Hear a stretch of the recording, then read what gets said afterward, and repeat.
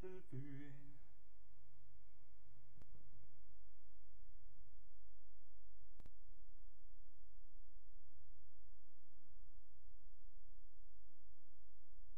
Por favor, cárgate ya que no eres un battlefield.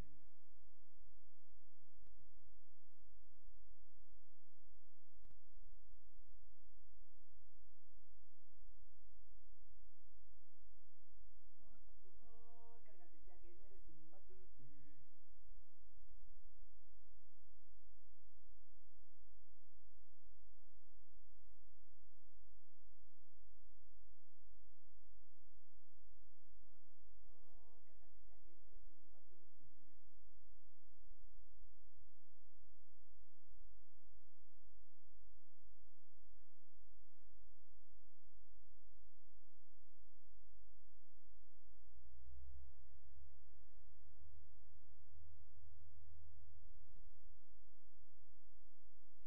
Madre de Dios, tío.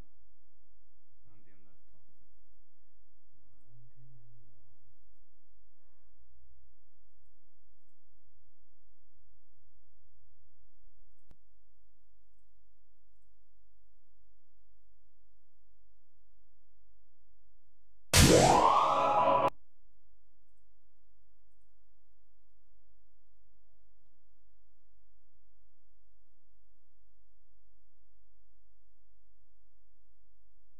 This is the story of a man named Stanley.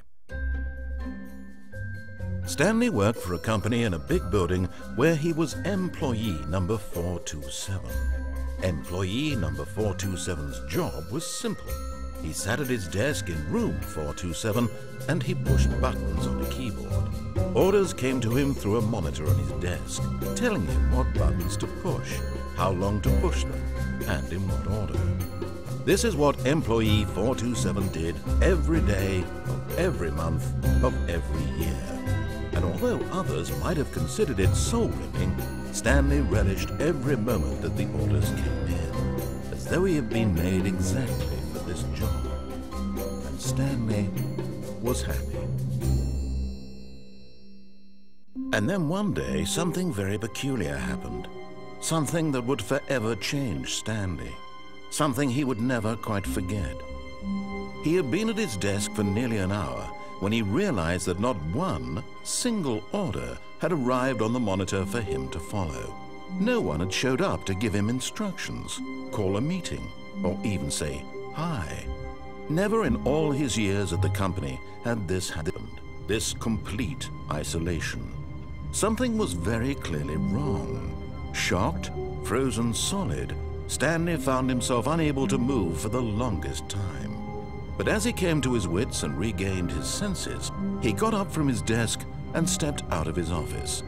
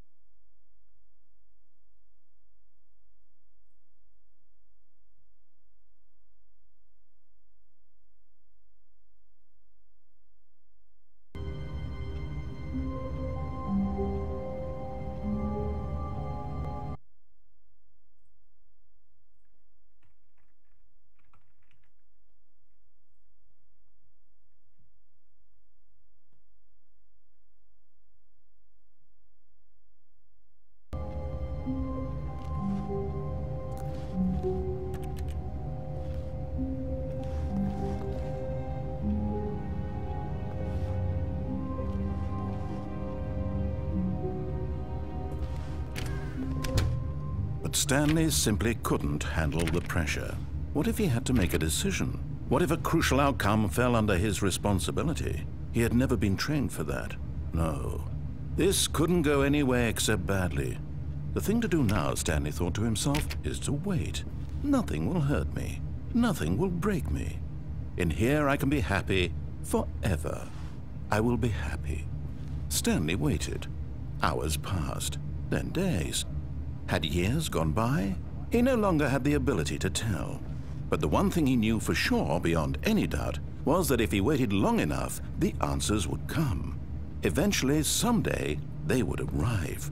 Soon, very soon now, this will end. He will be spoken to. He will be told what to do. Now it's just a little bit closer. Now it's even closer. Here it comes.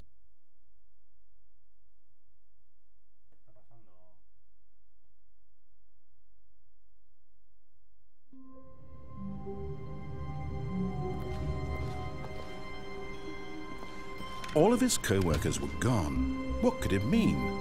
Stanley decided to go to the meeting room. Perhaps he had simply missed a memo. No matter how hard Stanley looked, he couldn't find a trace of his co-workers.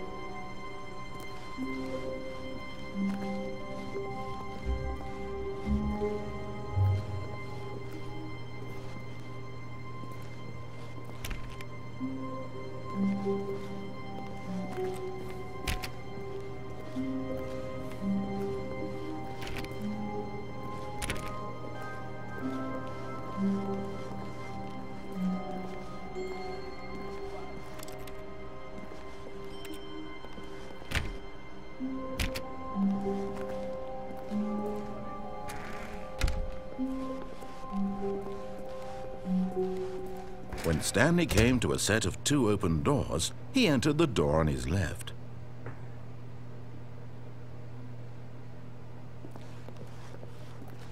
This was not the correct way to the meeting room, and Stanley knew it perfectly well. Perhaps he wanted to stop by the employee lounge first, just to admire it.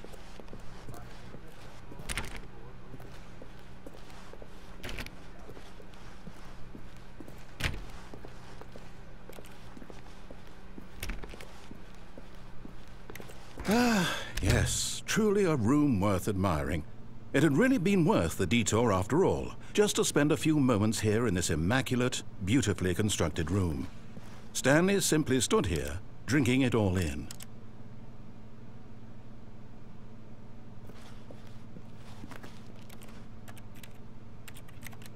Yes, really, really worth it being here in the room. A room so utterly captivating that even though all your co-workers have mysterious but eager to get back to business, Stanley took the first open door on his left.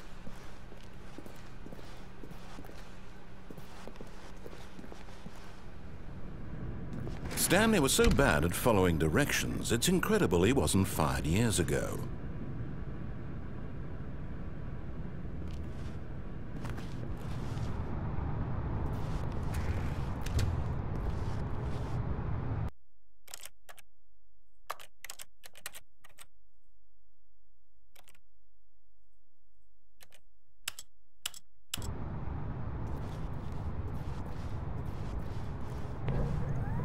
Look, Stanley, I think perhaps we've gotten off on the wrong foot here.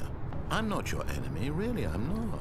I realize that investing your trust in someone else can be difficult, but the fact is that the story has been about nothing but you all this time. There's someone you've been neglecting, Stanley. Someone you've forgotten about. Please, stop trying to make every decision by yourself. Now, I'm not asking for me, I'm asking for her. This is it, Stanley. Your chance to redeem yourself, to put your work aside, to let her back into your life. She's been waiting.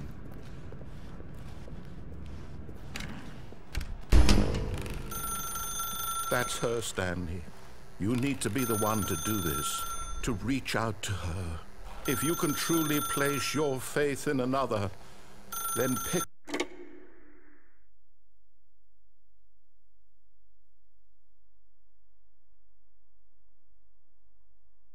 Oh, Stanley, is that you? Hold on, sweetie. Sorry to keep you waiting. I'm just pulling the bread out of the oven. All right. Okay, there we go. All right, now, I want you to come in and tell me all about your day. Gotcha. Oh, come on. Did you actually think you had a loving wife who'd want to commit their life to you? I'm trying to make a point here, Stanley. I'm trying to get you to see something. Come inside. Let me show you what's really going on here. This is a very sad story about the death of a man named Stanley.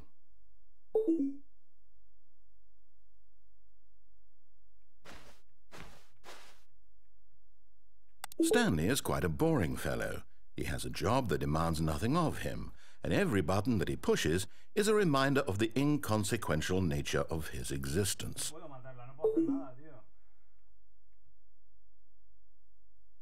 Look at him there, pushing buttons, doing exactly what he's told to do. Now he's pushing a button. Now he's eating lunch. Now he's going home. Now he's coming back to work. One might even feel sorry for him, except that he's chosen this life. No quiero presionar el J, voy a presionar G.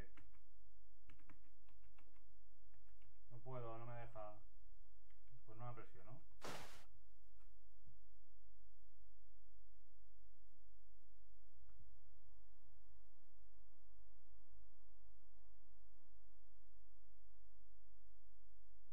No la voy a presionar.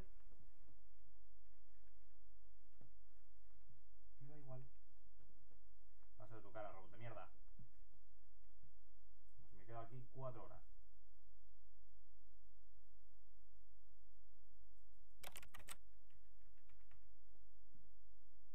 No puedo hacer.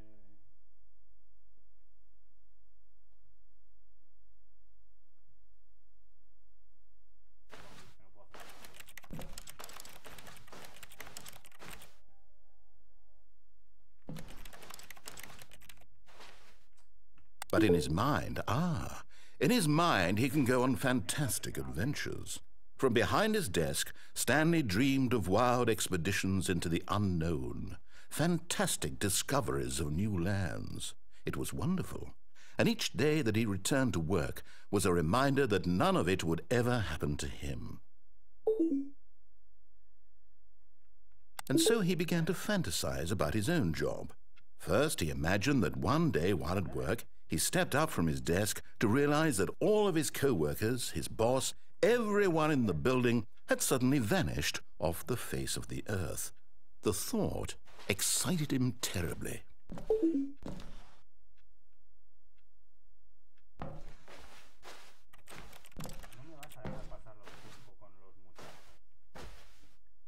So he went further. He imagined that he came to 2 open doors and that he could go through either. At last, choice. It barely even mattered what lay behind each door. The mere thought that his decisions would mean something was almost too wonderful to behold. As he wandered through this fantasy world, he began to fill it with many possible paths and destinations. Down one path lay an enormous round room with monitors and mind controls. And down another was a yellow line that weaved in many directions. And down another was a game with a baby. And he called it the Stanley Parable. It was such a wonderful fantasy, and so in his head he relived it again, and then again, and again, over and over, wishing beyond hope that it would never end, that he might always feel this free. Surely there's an answer down some new path, mustn't there be? Perhaps if he played just one more time.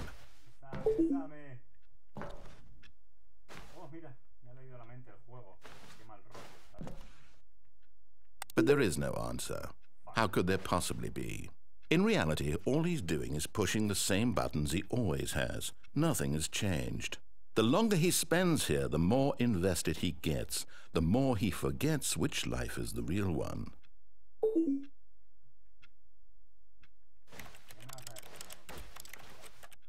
And I'm trying to tell him this, that in this world he can never be anything but an observer, that as long as he remains here, he's slowly killing himself. But he won't listen to me. He won't stop.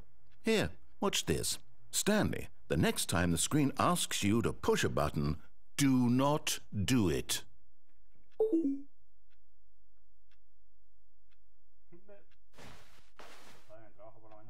You see? Can he just not hear me? How can I tell him in a way that he'll understand that every second he remains here, he's electing to kill himself? How can I get him to see what I see? How can I make him look at himself?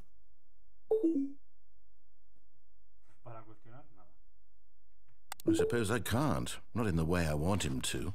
But I don't make the rules. I simply play to my intended purpose, the same as Stanley. We're not so different, I suppose. I'll try once more to convey all this to him. I'm compelled to. I must. Perhaps, well, maybe this time he'll see. Maybe this time. And I tried again, and Stanley pushed a button. And I tried again, and Stanley pushed a button. And I tried.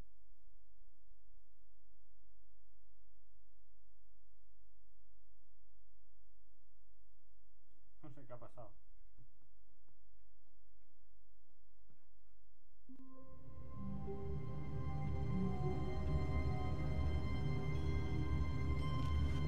All of his co-workers were gone. What could it mean? Stanley decided to go to the meeting room. Perhaps he had simply missed a memo.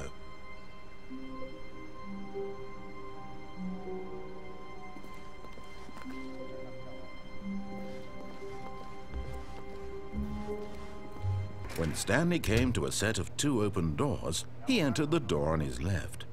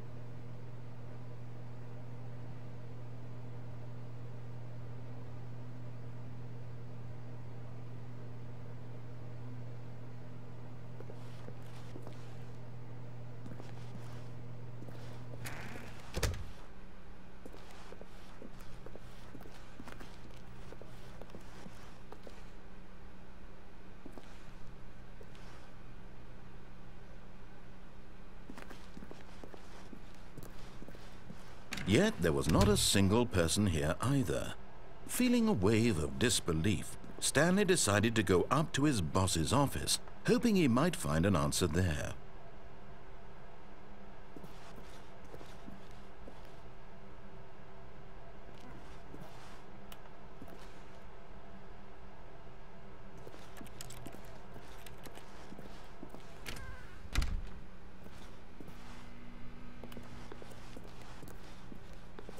Coming to a staircase, Stanley walked upstairs to his boss's office.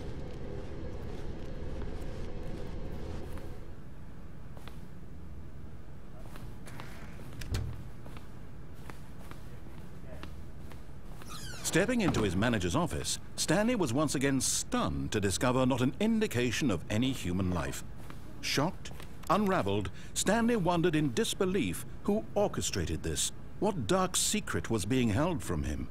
What he could not have known was that the keypad behind the boss's desk guarded the terrible truth that his boss had been keeping from him. And so the boss had assigned it an extra secret PIN number, 2845. But of course, Stanley couldn't possibly have known this.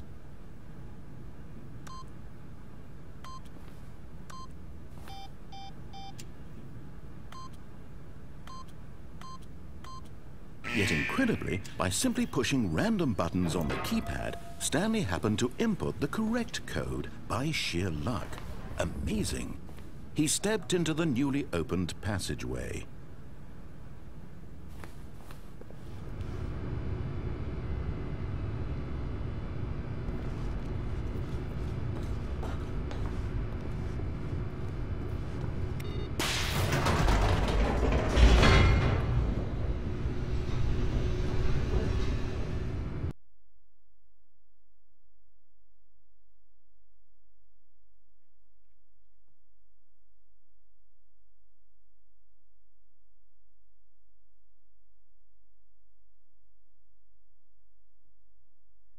Descending deeper into the building, Stanley realized he felt a bit peculiar. It was a stirring of emotion in his chest, as though he felt more free to think for himself, to question the nature of his job. Why did he feel this now, when for years it had never occurred to him? This question would not go unanswered for long.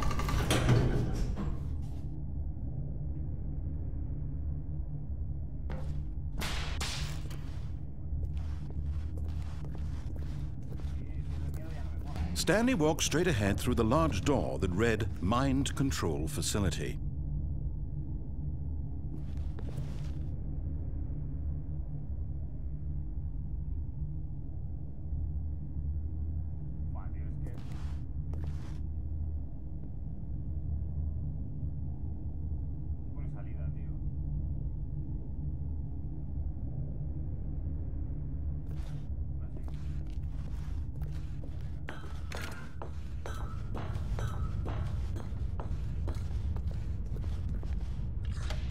The lights rose on an enormous room packed with television screens. What horrible secret did this place hold? Stanley thought to himself. Did he have the strength to find out?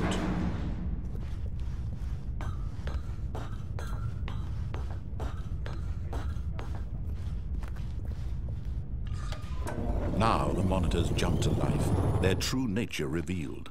Each bore the number of an employee in the building, Stanley's co-workers. The lives of so many individuals reduced to images on a screen, and Stanley, one of them, eternally monitored in this place where freedom meant nothing.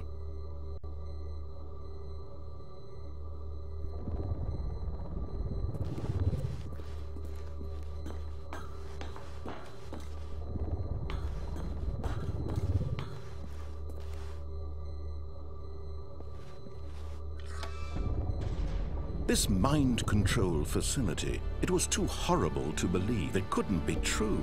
Had Stanley really been under someone's control all this time? Was this the only reason he was happy with his boring job? That his emotions had been manipulated to accept it blindly? No, he refused to believe it. He couldn't accept it. His own life in someone else's control? Never! It was unthinkable, wasn't it? Was it even possible? Had he truly spent his entire life utterly blind to the world? But here was the proof, the heart of the operation. Controls labeled with emotions, happy or sad or content. Walking, eating, working, all of it monitored and commanded from this very place.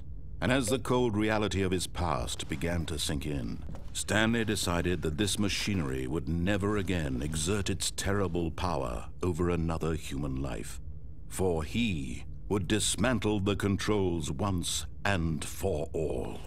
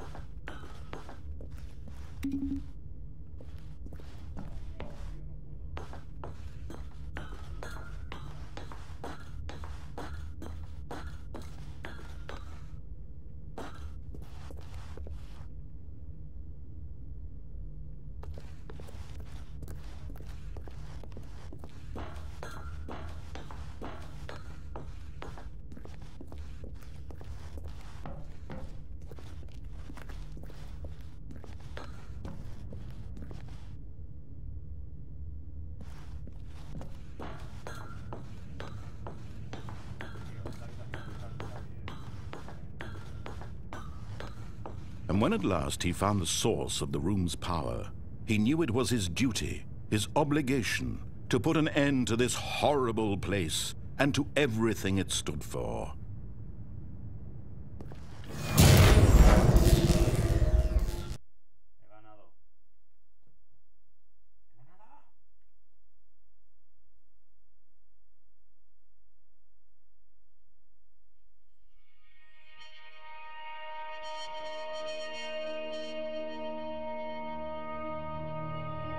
Blackness and a rising chill of uncertainty.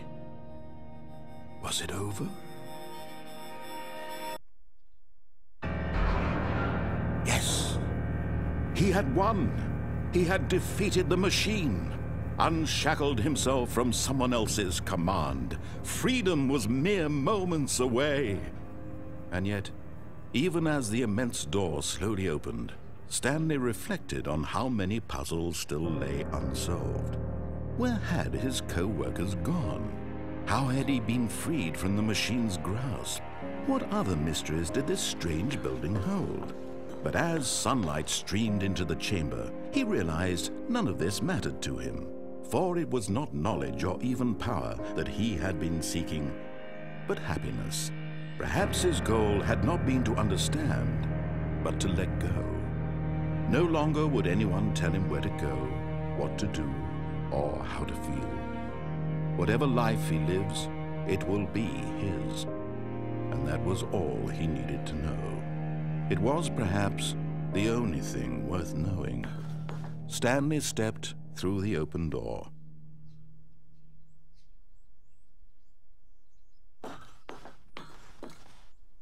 Stanley felt the cool breeze upon his skin. The feeling of liberation, the immense possibility of the new path before him. This was exactly the way, right now, that things were meant to happen. And Stanley was happy.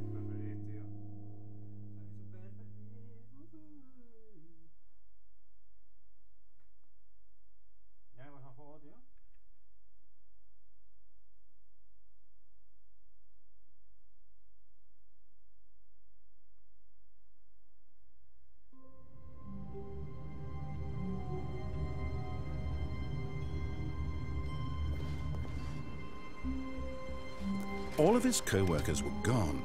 What could it mean? Stanley decided to go to the meeting room. Perhaps he had simply missed a memo.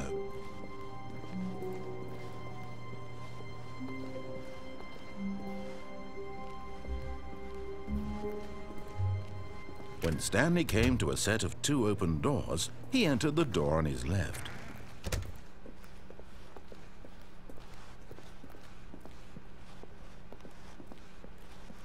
Yet there was not a single person here either. Feeling a wave of disbelief, Stanley decided to go up to his boss's office, hoping he might find an answer there. Coming to a staircase, Stanley walked upstairs to his boss's office.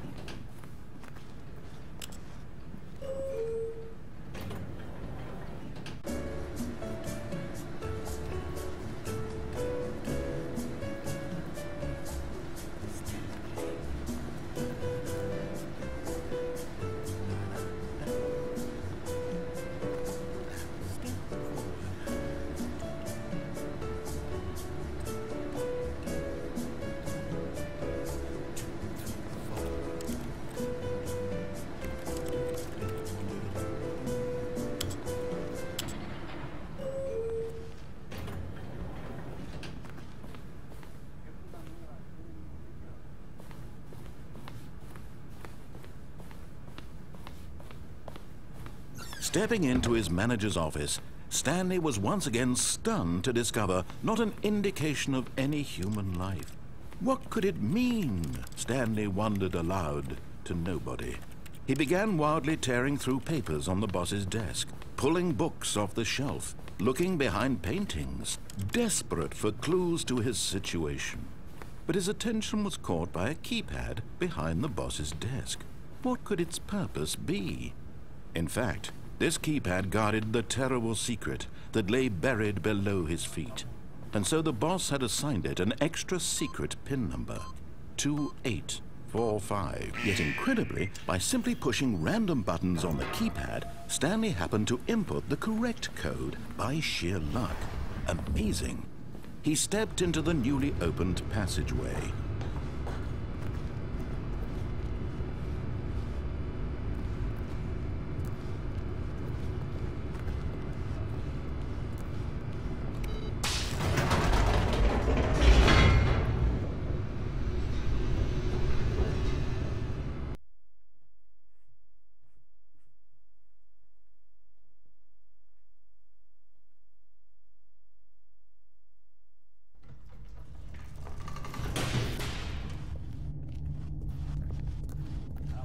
Stanley walked straight ahead through the large door that read Mind Control Facility. Although this passageway had the word Escape written on it, the truth was that at the end of this hall, Stanley would meet his violent death.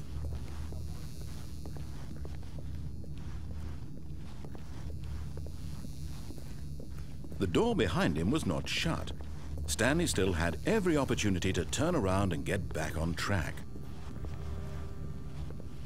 At this point, Stanley was making a conscious, concerted effort to walk forward and willingly confront his death.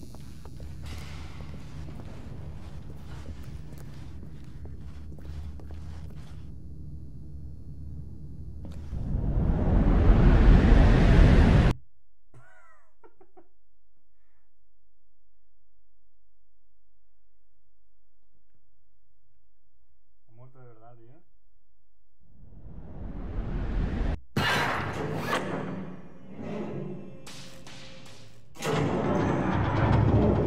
As the machine whirred into motion and Stanley was inched closer and closer to his demise, he reflected that his life had been of no consequence whatsoever.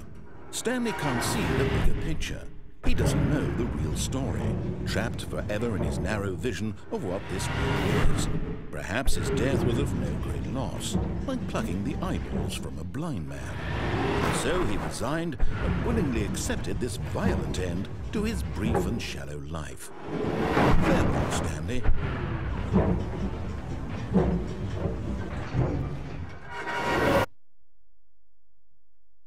"Farewell, Stanley," cried the narrator, as Stanley was led helplessly into the enormous metal jaws. In a single visceral instant, Stanley was obliterated as the machine crushed every bone in his body, killing him instantly.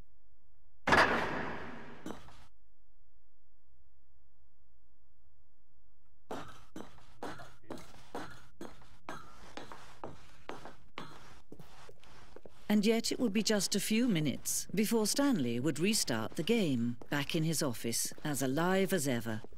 What exactly did the narrator think he was going to accomplish?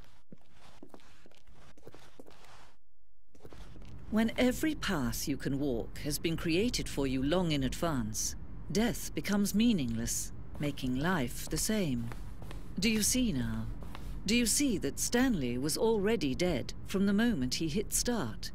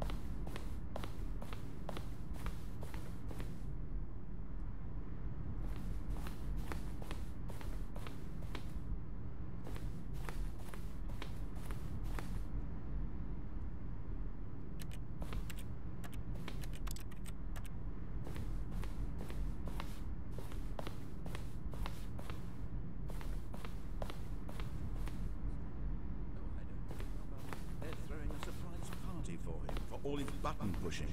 Does that sound plausible to you?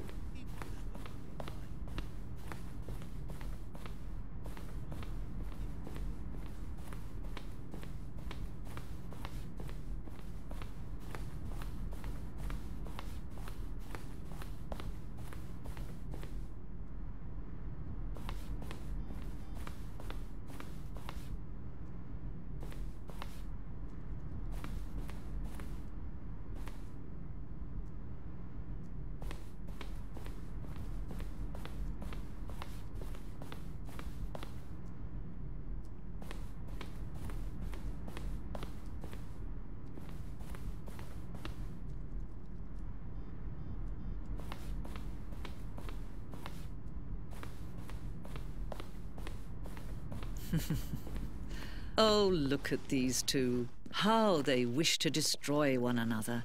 How they wish to control one another. How they both wish to be free.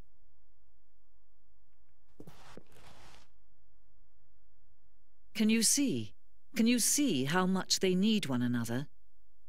No, perhaps not. Sometimes these things cannot be seen. But listen to me. You can still save these two. You can stop the program before they both fail. Push escape and press quit. There's no other way to beat this game. As long as you move forward, you'll be walking someone else's path. Stop now and it'll be your only true choice. Whatever you do, choose it. Don't let time choose for you. Don't let time...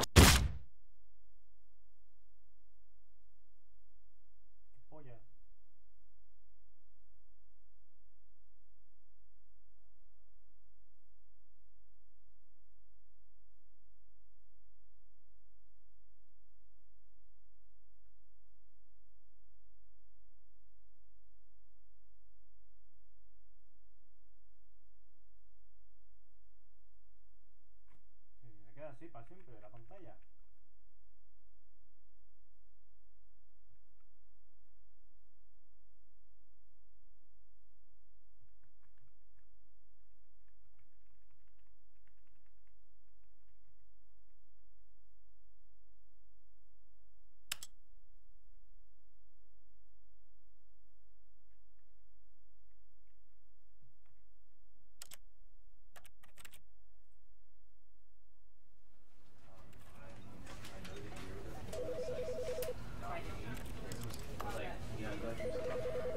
You know, because I wanted to put him down here.